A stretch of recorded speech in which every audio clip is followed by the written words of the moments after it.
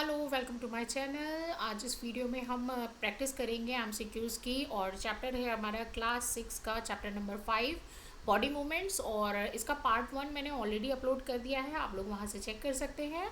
और पार्ट 2 है, इसमें कुछ मॉडिफाइड क्वेश्चंस है। देखिए, आंसर सेम होता है, कभी कभी क्वेश्चंस अलग अलग लैंग्वेज में आते हैं, तो वो सारी चीज़ें मैंने हर तरीके से वीडियो में आपको दे रखी हैं। और चैनल को सब्सक्राइब करिए अगर आपको इसी तरह एक्सप्लेनेशन के साथ एमसीक्यूज़ की प्रैक्टिस करनी है, जिससे कि आपका मैक्सिमम जो टॉपिक है, चैप्टर है, वो जल्दी से जल्दी आपको लर्न हो जाएगा।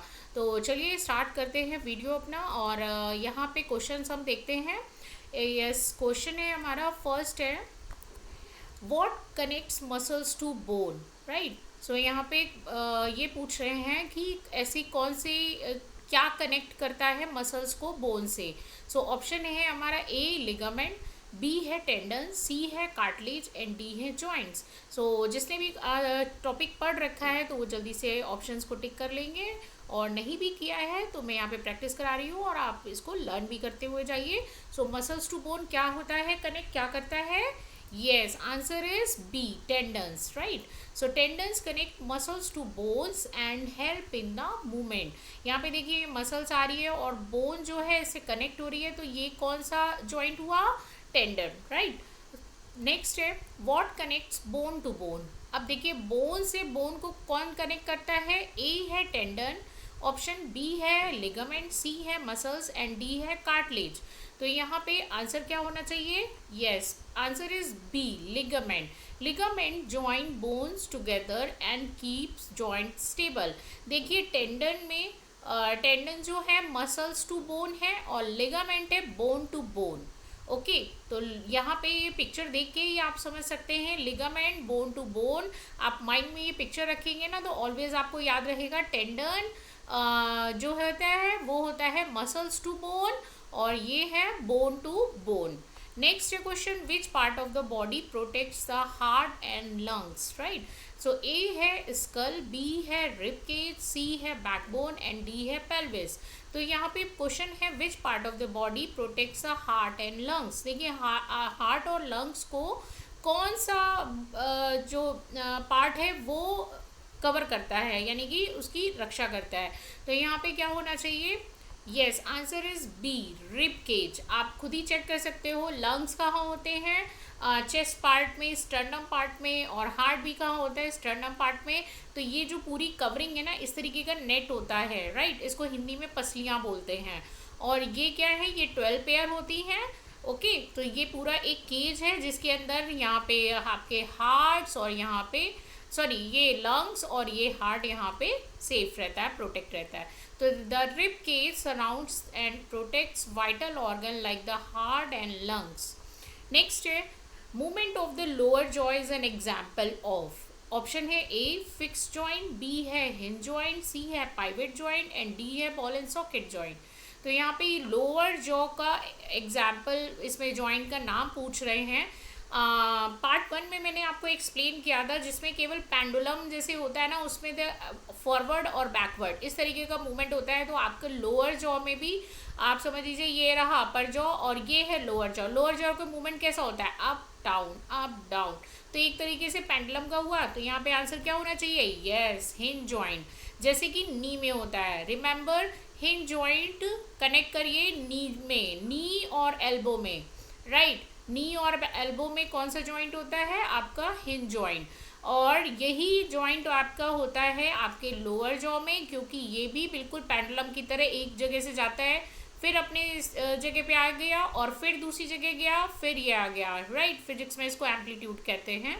तो यहाँ पे है, the lower jaw moves up and down like hinge. जैसे कि हिंज का एग्जाम्पल और भी क्या था पार्ट 1 में? Yes, door, opening of door, right. So door एक साइड पे ही इतना जा खुलता है, फिर अपनी पोजीशन पे आ जाता है, फिर खुलता है, फिर अपनी पोजीशन पे आ जाता है। तो ऐसे जॉइंट होते हैं हिंज जॉइंट। नेक्स्ट है, which organs help us to think and control the movement. So option है ए हार्ट, बी है ब्रेन, सी है लंग्स एंड डी है लिवर। तो यहाँ पे which organ help us to think and control the movement. देखिए आप किस ऑर्गन के थ्रू सोच पाते हैं और अपने आपको क्या एक्शन और रिएक्शन करना है, ऐसा कौन बताता है? ए है हार्ट, बी है ब्रेन, सी है लंग्स एंड डी है लिवर। ये तो आप इजीली लगा सकते हैं। Yes, answer is B, brain. So brain controls body movement by the sending signals to the muscles. जो भी कंट्रोल है ना, वो ये हमारा ब्रेन करता है। हमको कैसे एक्शन करना है, कैसे रिएक्शन करना है, कैसे रिस्पॉन्स करना है, और हमें कुछ चीज़ों को अपने माइंड में कैसे मेमोराइज करना है, सारा कंट्रोल कहाँ होता है? ब्रेन में। नेक्स्ट है birds can fly because they have. Birds उड़ सकती हैं, क्यों? ए है ऑप्शन स्ट्रॉन्ग लेग्स, बी है हॉलो बोन्स एंड विंग्स, सी है फिन्स एंड डी है शेल। सो स्ट्रॉन्ग लेग है और हॉलो बोन्स एंड विंग्स है, तो यहाँ पे ऑप्शन क्या है, आंसर क्या है हमारा? B, hollow bones and wings. देखिए जो हमारी बोन्स होती है ना, उसमें अंदर ना एक तरीके की पल्प कैविटी भी होती है, और यहाँ पे नर्व्स भी होती है, सारी चीज़ें रहती हैं। बट इनकी बोन्स जो होती है ना, वो हॉलो होती है, मतलब अंदर कुछ भी नहीं होता है। तो जिससे कि इनको ना, इनका वेट बहुत ही लाइट बन जाता है। और हमारी बोन्स कैसी कैसी होती हैं, अंदर की तरफ भी मटेरियल होता है, और ये रहती हैं हार्ड बोन्स, और ये है इनकी hollow bones. So hollow bones make bird light and wings help them to fly. Next है स्नेक्स मूव बाय। यहाँ पे स्नेक्स का मूवमेंट पूछ रहे हैं। देखिए आप चैप्टर ही पढ़ रहे हैं बॉडी मूवमेंट्स का, तो सारे एनिमल्स की आ रही है बातें कि अब वो कैसे कैसे मूव करते हैं, और लाइक द ह्यूमन भी आपको इसमें पढ़ाया जा रहा है। सो ए है वॉकिंग, बी है फ्लाइंग, सी है स्लिदरिंग एंड डी है जंपिंग। देखो स्नेक से सीधा रिलेशन रखिए, स्नेक एस स्लिदरिंग, राइट। वो कुछ ऐसे ऐसे ऐसे ऐसे ऐसे करके मूवमेंट करते हैं, तो इसको कौन सा मूवमेंट बोलते हैं? Slithering movement, right. सो यहाँ पे snakes move by slithering using their muscles and scales. देखिए बॉडी पे स्केल्स देखे हैं ना, कुछ ऐसे ऐसे बने रहते हैं इनके, तो ये इनकी हेल्प से और अपनी मसल्स की हेल्प से ये स्लिदरिंग मूवमेंट करते हैं। नेक्स्ट है muscles work in pair because, option है A they are strong, B है one contract and the other relaxes, C है they are attach to the bone and D है दे आर फ्लेक्सिबल। देखिए इसका discussion मैंने part 1 में भी किया हुआ है। मसल जो है वो पेयर में वर्क क्यों करती हैं, ये एक सिंपल सा मेथड है। आंसर देख लेते हैं। Answer is B, one contract and the other relaxes. देखिए ये पेयर में ही वर्क करती हैं, टू मसल्स। जैसे कि एक बैलेंस होता है ना, ये बैलेंस है कि एक नीचे जाएगा तो दूसरा ऊपर आएगा, ये एक कॉन्ट्रैक्ट करती है तो दूसरी रिलैक्स करती है, जिससे कि बॉडी की मसल्स को या बॉडी पोस्चर को हार्म ना हो। So muscles pull but can not push, right? So they work in pairs. Next, which of the following is a gliding joint, right? Gliding joint, A है option wrist, B है shoulder, C है knee and D है skull, right? So knee तो हमने देखिए पढ़ लिया, knee का क्या था, मेमोराइज करिए, रिमेंबर करिए कि यहाँ पे ये क्या था भाई, knee hinge joint, right? shoulder क्या था हमारा, फर्स्ट पार्ट में मैंने मेंशन किया है, ball and socket joint, right. और स्कल क्या होता है, फिक्स जॉइंट। याद करिए फिर से पार्ट 1 में, जिसने भी मेरा पार्ट 1 देखा हुआ है तो उसको पता चल जाएगा इस वीडियो में, पार्ट 1 के वीडियो में मैंने क्या क्या आपको डिस्कस किया है, और अगर नहीं भी चेक किया है तो अभी कर लीजिएगा। So answer is a, wrist. Wrist की बात करें, देखिए ग्लाइडिंग कौन सा मूवमेंट होता है जो किसी एक्सिस के चारों तरफ घूम सकता है। ओके तो आपका हाथ है, आप खुद ही चेक कर सकते हो, ये चारों तरफ घूम सकता है, तो ये क्या कौन सा हुआ, ग्लाइडिंग। और ये जो मूवमेंट होता है ये भी एक तरीके का इस तरह होता है पेंडुलम की तरह, तो जो मैंने पेंडुलम की तरह बताया वो कौन सा है, हिंज। तो अगर आपको कोई पूछे कि रिस्ट में कौन सा होता है तो भाई ग्लाइडिंग जॉइंट, बट आपकी फिंगर्स में कौन सा है तो आप बताएंगे हिंज। तो gliding joint allow bones to slide over each other like in a wrist. Next है cartilage is found in. Cartilage कहाँ पे पाया जाता है, ए है ओनली बोन्स, बी है joints like nose and ear, C है ब्लड एंड डी है मसल्स। सो कार्टिलेज कहाँ पे होता है, कार्टिलेज होती क्या चीज़ है, बोन होती है, सॉफ्ट बोन होती है, क्या होती है, तो यहाँ पे आंसर देख लेते हैं। Yes, answer is B, joints like ear and nose. आप अपने कान पकड़ के देखिए, जो बाहर वाला पार्ट है यहाँ पे क्या होता है कि ना ही बोन लगती है और ना ही मसल्स लगती है, हल्का सा आप ये फ्लेक्सिबल होता है, आप इसको मोड़ भी सकते हो, किसी के कान खींचते हैं ना पकड़ के, तो वो चीज़ होती है। तो जो कान आप घरों में आपके ना पकड़े जाते हैं या आप किसी के पकड़ रहे हो, तो क्या होते हैं, cartilage, right. Cartilage is a soft flexible tissues found in the joints and the parts like the nose and ear. Nose में ये कहाँ होता है, ये जो बिल्कुल मिड पार्ट होता है ना, दो नॉस्ट्रल्स होते हैं, उनके बीच का जो पार्ट है, इसको आप मूव कर सकते हो अपने फिंगर और हाथ की हेल्प से, तो ये होता है कार्टिलेज। नेक्स्ट है, what is the function of cartilage. इसका फंक्शन क्या होता है, जो अभी हमने कार्टिलेज डिस्कस किया ना, कहाँ होता है, कान में और नाक में। सो ए है टू प्रोड्यूस ब्लड, बी है टू जॉइंट मसल्स, सी है to reduce friction at joint and D है टू प्रोटेक्ट स्किन। तो सारे ऑप्शन देखने के बाद answer is C, to reduce friction at joints. Friction क्या होता है, देखो ये फिजिक्स की चीज़ है। फ्रिक्शन होता है कि फिजिक्स में आता है, जैसे आपने कोई भी बॉल आपने थ्रो करी, राइट, थोड़ी दूर वो जाके अपने आप रुक जाती है, क्यों, क्योंकि जो एयर है यहाँ पे, जो हमारे रूम में और जहाँ कहीं भी आप बॉल थ्रो कर रहे हो, एयर है, तो एयर इस पे ऑपोजिट फोर्स लगाती है इस चीज़ को रोकने के लिए। तो कोई चीज़ रेस्ट पे है तो उसको मोशन में लाने के लिए, और कोई चीज़ मूविंग है तो उसको रेस्ट में लाने के लिए क्या वर्क करता है, फ्रिक्शन, राइट। सो यहाँ पे देखिए, जब आप इस तरह से अपने नी में आप अप एंड डाउन का या फॉरवर्ड और बैकवर्ड का प्रोसेस करते हैं, आगे पीछे, तो ये क्या होता है कि यहाँ पे ये कार्टिलेज है ना, जो इन बोन्स को रफ नहीं होने देते और इसका ग्रीस नहीं खत्म होने देते, और जिससे कि ये स्मूथली, अदरवाइज बोन और बोन आपस में टकराएंगे तो क्या होगा कि ये दोनों डैमेज हो सकते हैं। तो इसके लिए यहाँ पे कार्टिलेज होता है। ये सॉफ्ट बोन आपको पता ही है, अभी ऑलरेडी डिस्कस किया था कि ये सॉफ्ट टिश्यूज होते हैं और ये फ्रिक्शन को कम करते हैं, जिससे कि आपके ये जो जॉइंट्स हैं ना, वो इजीली वर्क कर सके। So cartilage is a soft tissue that prevents bone from rubbing against each other.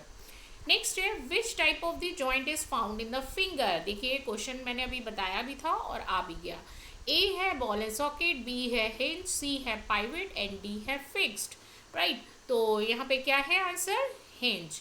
Okay, remember wrist में क्या था, ग्लाइडिंग, ओके, और आपकी फिंगर्स में क्या है, हिंज जॉइंट। ध्यान रखिएगा, क्योंकि ये ना समटाइम्स कंफ्यूजिंग हो जाता है कि हैंड में कौन सा है। तो हैंड में अगर रिस्ट की बात कर रहे हैं तो ग्लाइडिंग है, ओके, और फिंगर्स की बात कर रहे हैं तो हिंज है। Fingers have hinge joint that allow bending and straightening, right.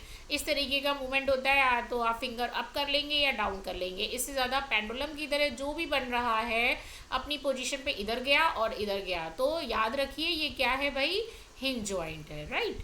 Next है, why do the muscles get tired after heavy work. आप पहले दिन गए हैं कहीं पे कुछ गेम खेलने, कोई स्पोर्ट्स ज्वाइन किया आपने, और या कोई फ्रेंड आया कि चलो आज बैडमिंटन खेलते हैं या क्रिकेट खेलते हैं, उसने आपको बहुत भगाया, राइट। उसके बाद आप क्या कहते हैं, आज तो मैं बहुत थक गया और हाथों में दर्द हो रहा है या पैरों में दर्द हो रहा है भाग भाग के, ऐसा क्यों होता है।